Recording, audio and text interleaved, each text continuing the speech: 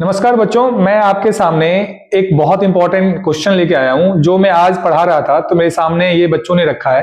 ये 2023 का यूपीएससी का प्रीलिम्स का क्वेश्चन है और जिसमें यूपीएससी ने फाइनेंस बिल और मनी बिल के रिगार्डिंग एक क्वेश्चन पूछा हुआ था और उस क्वेश्चन में पूछने के बाद जो उन्होंने आंसर की बनाया हुआ था और जो आंसर की और वो क्वेश्चन है, दोनों आपस में मैच नहीं कर रहे।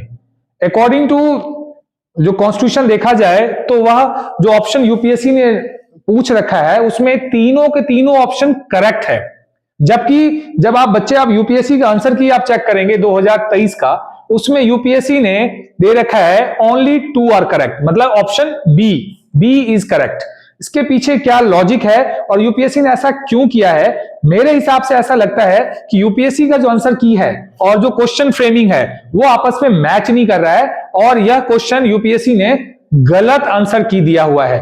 और कोई भी बच्चा जो 2023 में 2 नंबर से रहा हो प्रीलिम्स में, चाहे वो एससी, एसटी, ओबीसी या जनरल कैटेगरी का बच्चा रहा हो, उसको यह क्वेश्चन जरूर देखना चाहिए और आगे की कार्रवाई यदि कोई लीगल बनता है तो सुप्रीम कोर्ट में रिट्स पिटीशन लगा के यूपीएससी से जवाब मांगना चाहिए कि यह उन्होंने किस बेस पे ओनली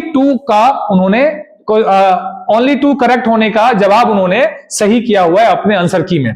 मैं इसको एक्सप्लेन कर रहा हूं, कृपया बच्चे आप ध्यान से सुने, आपको सारी बातें A to Z क्लियर हो जाएगी।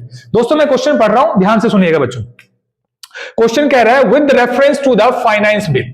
तो बच्चे मैं बता दूं कि फाइनेंस बिल जो हमारे कॉन्स्टिट्यूशन में दिया गया है वह आर्टिकल नंबर 117 क्लॉज नंबर 1, 117 और क्लॉज नंबर 3, ये 2 सेक्शन है जो हमें बताता है फाइनेंस बिल के बारे में।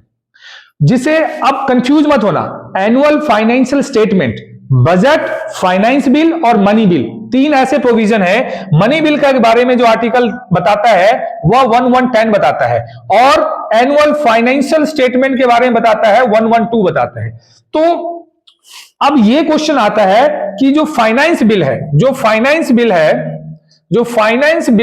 क्वेश्चन ने पूछ रखा है वो फाइनेंस बिल के अंदर मनी बिल का प्रोविजन भी हो सकता है। इसीलिए देखा जाए क्वेश्चन में क्या पूछा हुआ है, with reference to finance bill and money bill, दोनों को कंबाइन किया है। कंबाइन का मतलब हो गया दोनों के बीच में क्या है, इंटरसेक्शन है। यदि ये फाइनेंस बिल है, ये मनी बिल है, तो ये दोनों मतलब कि फाइनेंस बिल मनी बिल हो सकता है। कोई भी finance bill, finance bill money bill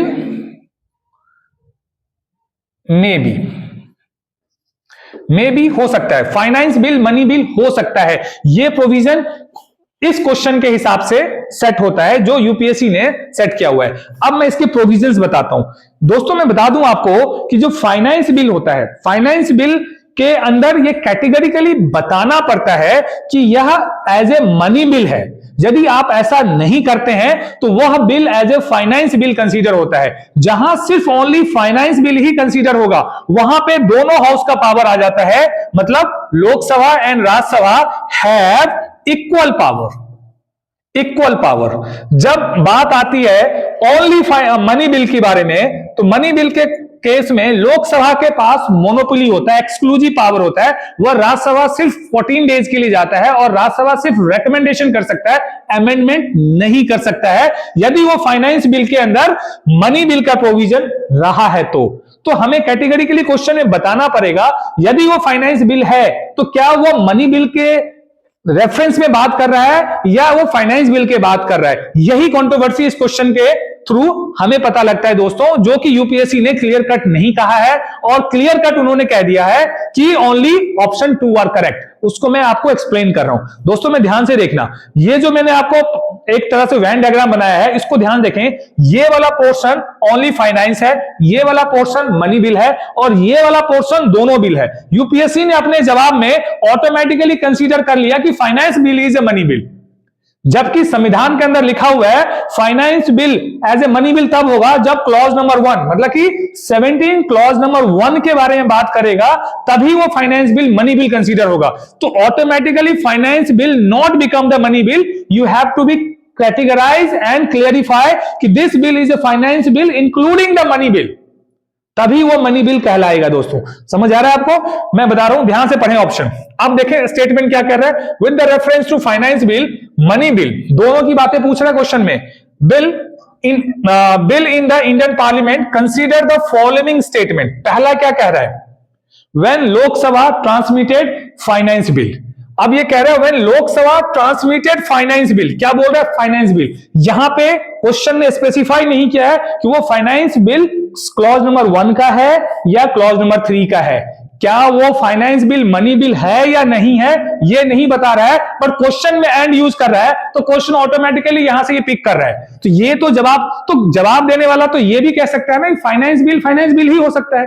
यहां पर तो स्पेसिफाई नहीं किया है कि finance bill is a money bill. यहां बोलना चाहिए ना, when Lok Sabha transmitted finance bill as a money bill to Rajya Sabha. ये बातें नहीं पूछा हुआ, मतलब यहां पे यूपीएससी ने इनसफिशिएंट डेटा देके क्वेश्चन को जवाब मांगा है, और जो कि मेरे हिसाब से यह क्वेश्चन को जो उन्होंने आंसर की दिया है वो गलत दिया है। दोस्तों आप ध्यान से सुने। अब बोल रहा है कि when the Lok Sabha transmitted the finance bill, there is no clarity whether the bill is money bill, finance bill, simple finance bill की बात कर रहा है। और मैंने आपको वीडियो में एक्सप्लेन किया है, यदि ये फाइनेंस बिल है तो राज्यसभा और लोकसभा हैव इक्वल पावर, मतलब behave like a ordinary bill. उसे राज्यसभा अमेंड भी कर सकता है, रिजेक्ट भी कर सकता है, जो मर्जी सो कर सकता है, जो बाकी बिल के साथ राज्यसभा के पास पावर है।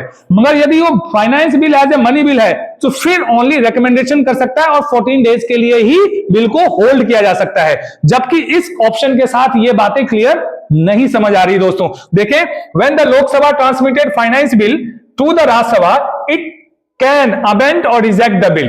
अब यहां पे क्लियर नहीं है, बट जवाब में यह माना गया है कि यह finance bill as a money bill है। ऐसा तो पॉसिबल ही नहीं है, क्योंकि क्लियरिटी है ही नहीं। मेरे हिसाब से यह ऑप्शन जो है बिल्कुल सही है। राज्यसभा यदि ये मनी बिल नहीं है तो राज्यसभा इसे अमेंड भी कर सकता है और रिजेक्ट भी कर सकता है। दूसरा ऑप्शन देखें दोस्तों, कर रखा है When the Lok Sabha transmitted money bill, अब यहां पे स्पेसिफाई कर रखा है money bill to Rajya Sabha, it can not amend and reject the bill. बिल्कुल सही है, ये ऑप्शन बिल्कुल क्लियर है, बिकॉज यहां स्पेसिफाई कर रखा है यदि मनी बिल होगा तो सिर्फ राज्यसभा में 14 डेज के लिए जाएगा, सिर्फ राज्यसभा सिर्फ रेकमेंड कर सकता है, अमेंड नहीं कर सकता है। और तीसरा ऑप्शन देखें, in case of disagreement, in case of disagreement between the Lok Sabha and Rajya Sabha, there is a joint sitting for a money bill. money bill के लिए कोई joint sitting नहीं आता है, but there is no joint sitting, but in the joint sitting become necessary for the finance bill. Yes, finance bill is ordinary bill होता है, उसके लिए joint sitting बुलाया जा सकता है, मनी बिल के लिए बुलाया नहीं जा सकता। यदि मनी बिल पास नहीं हुआ तो गवर्नमेंट हैव टू रिजाइन, मतलब एक तरीके से नो कॉन्फिडेंस मोशन की तरह वो बिल काम करेगा। दोस्तों इसका मतलब ऑप्शन ये भी सही है, ऑप्शन ये भी सही है, ऑप्शन ये भी सही है। जबकि आंसर की को आप देखेंगे, यदि आप सर्च करेंगे तो आपको ओनली क्या मिलेगा, 2। मेरे हिसाब से 3 होना चाहिए। यूपीएससी आंसर की में भी 2 है। इस पे यदि कोई बच्चा रिट लगाना चाहता है सुप्रीम कोर्ट में 2023 के लिए अपने रिजल्ट को फेलियर कारण से, जिन्होंने ये तीनों ऑप्शन सेट किया है, तो कृपया इस वीडियो देख के अपनी आगे की कानूनी कार्रवाई जो करना चाहे तो वो कर सकता है।